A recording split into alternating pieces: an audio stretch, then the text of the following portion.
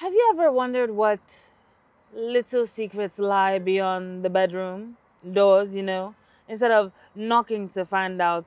Today on The Wedding Doctors, we are opening that door for you. I'm sure you're wondering why my voice is sounding extra saucy. Just look at this wonderful guest of mine today, Cecilia Amana, the queen of bedroom matters. Thank you. Oh my thank God. you. I cannot wait for you guys to hear. I have learned before you start learning. I know, That's right? all I can say. So welcome to the Wedding Doctors show, where we talk about marriage, life, love, and today's sex. I'm loving it. She is gorgeous. She's beautiful. She's a mother. She's a wife. She's a diva. She's a goddess. She's a counselor. She's everything that makes you want more out of your relationship.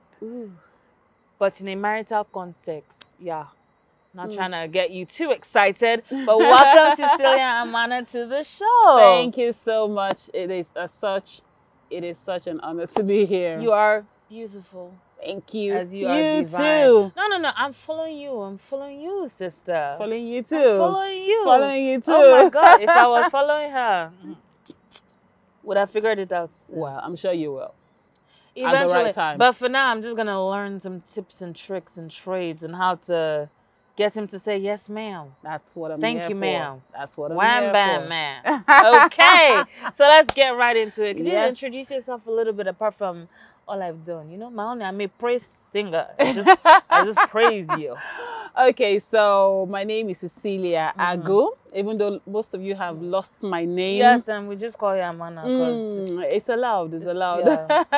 I'm a wife, mom, relationship coach, intimacy coach, Intimacy coach, businesswoman, Ooh. fashion designer. Yes. And I teach you how to enjoy intimacy in your marriage. Can your Cecilia ever? I'm loving it. Thank you. I'm loving it. Thank So you. let's dive right into it. Bedroom matters. Yep. So a lot of women have, from what we've noticed, they shied away. Before the wedding, it was ha, hoo, bah. Let's do this. Trying to show him some hot lingerie, some nice on-flick Brazilian hair. All of a sudden, it's wrapper and hairnet.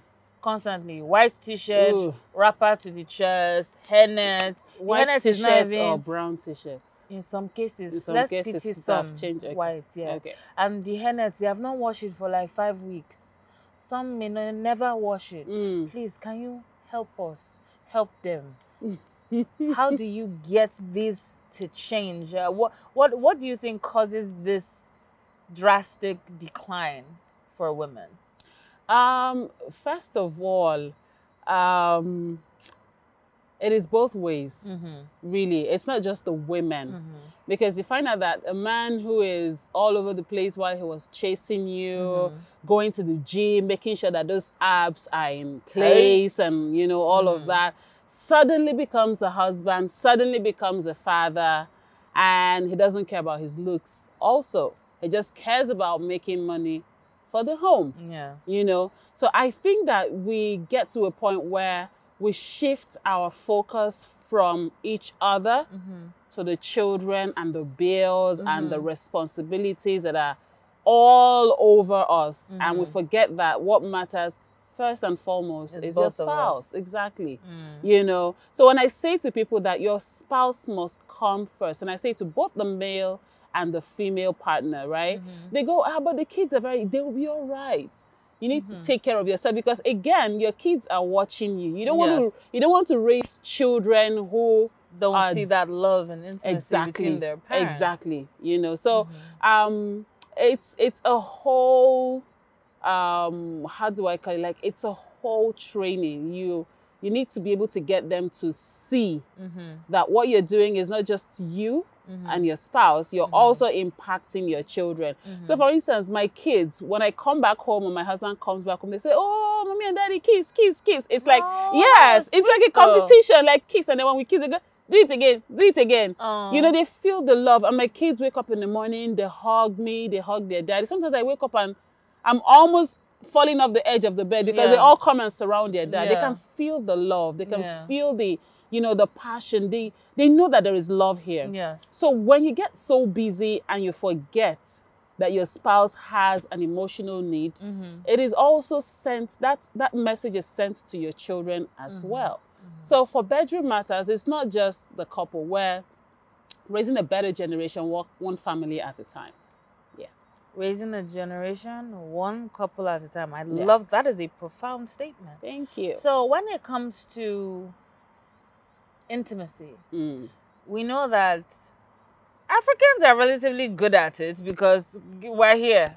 I mean, not say like intimacy where the emotions and it's slow and whatnot, even if it's like a quick thrust. Like, we're here. Clearly, our parents had to do something to produce us. But what is the rationale behind not doing more? You know, it's now, well, even for our parents, them intimacy was, you need to have sex to have children. That was it. It's just procreation. Yeah, it's just procreation. That's it. What are your thoughts to that? And what would you change as the queen of Bedroom Matters? First of all, my thought is that our parents didn't know any better. Because if they know better or they knew better, they would have done better. Yes. And you're talking to people who, when we were younger, when we were unmarried, you were told that sex is dirty, sex is bad. Don't have sex. Don't do this, don't do that. And then finally you get married. And then you have to have sex. Exactly.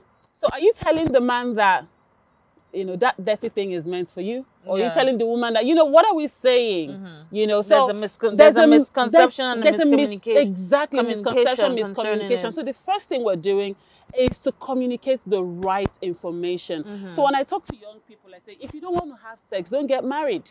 Because you're taught as a woman, you know, to satisfy the man, and that sex is for making babies, right?